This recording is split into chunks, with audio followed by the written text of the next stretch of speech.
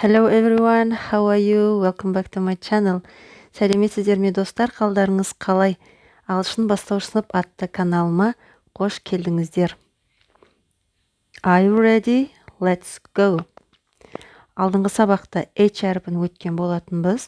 Ендеше бүгін сол әріпті әрі қарай жалғастырамыз. Бүгінгі сабақта I әріпін өтетін боламыз. Қане бәріміз бірге айтайық.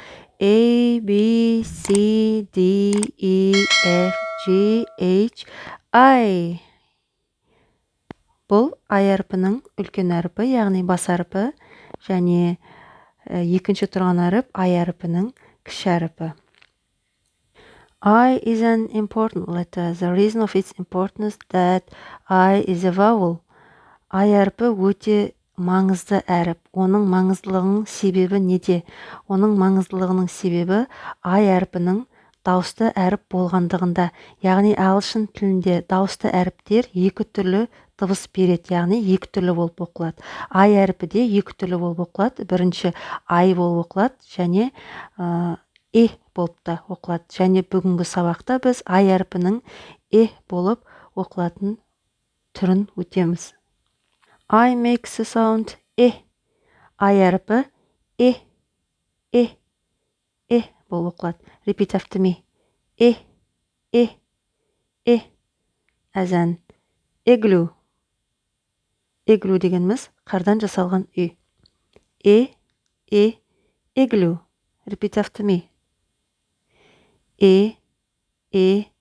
Ink. Ink дегеніміз сия. Repeat after me. Iguana. Iguana. Бәріміз білеміз, я? Insect. Insect дегеніміз жәндік. Now, repeat after me.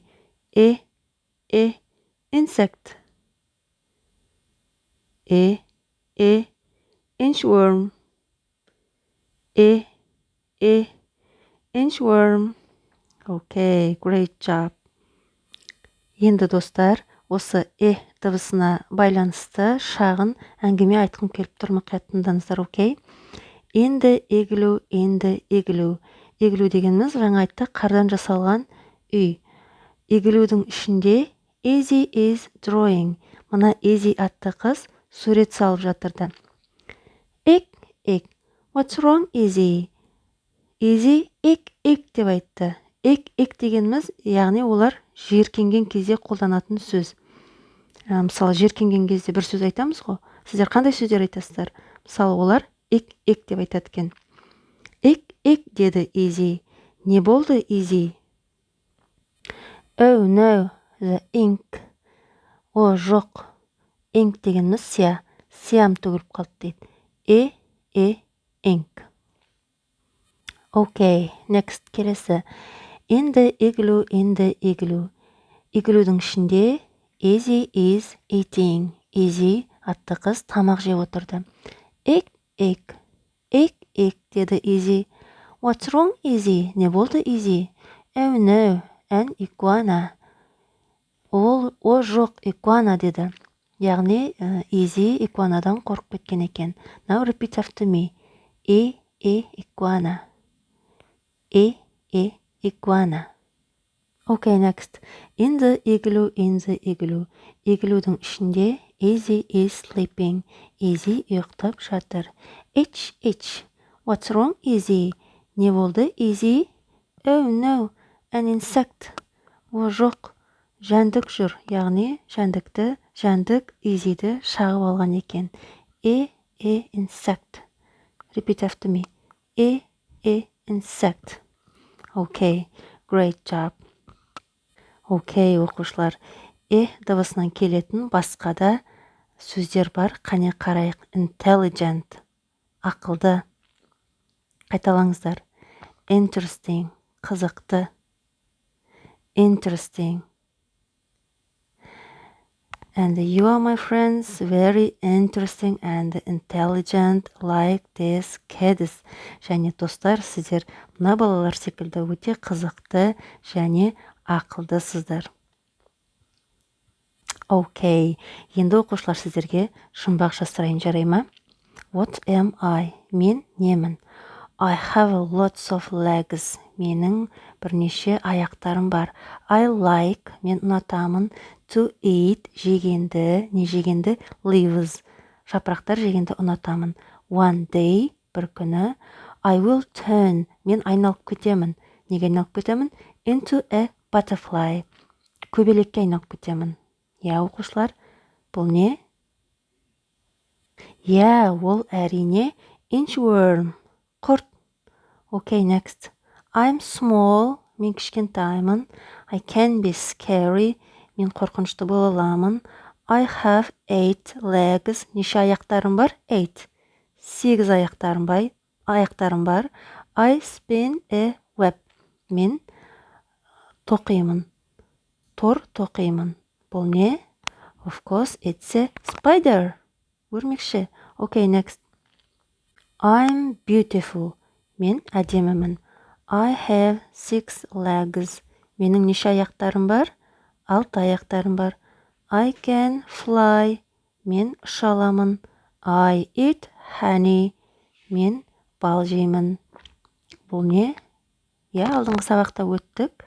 Бұл әрине butterfly. Әрине бұл көбелек. Okay, great job. Okay, next. Let's read. The igloo. Polar bears lived on a cold island. Ағайулар салқын аралда өмір сүреді. It was very cold outside. Сыртта өте күн салқын болды. Polar bears had an idea. Ағайуларға идея келді, ой келді. They would make an igloo. Олар қардан үй жасап ала алады. The igloo is a small house made of ice. Igloo дегеніміз мұздан жасалған кішкентай үй. To stay warm and dry. Яғни іші жылы болу үшін. They made blocks of ice. Then they placed these blocks on top of each other. Олар мұздан жаңағы үйді бірінің үстіне бірін қалап үй жасап алды. Inside the igloo isn't cold. Inside it's warm. Иглудің іші салқын емес, іші жылы. Okay, now it's review time. Қане қайталайық. Мына әріптің аталуын айтыңыз. Яғни бүгінгі өтіп жатқан әріпіміз қандай әріп? Дұрыс, I әріпі. Екінші, мына әріптің дыбысталуын, оқылуын айтыңыз. Яғни I әріпі қандай дыбыс береді, қалай оқылады? Yes, I әріпін деп оқимыз. Okay, great job.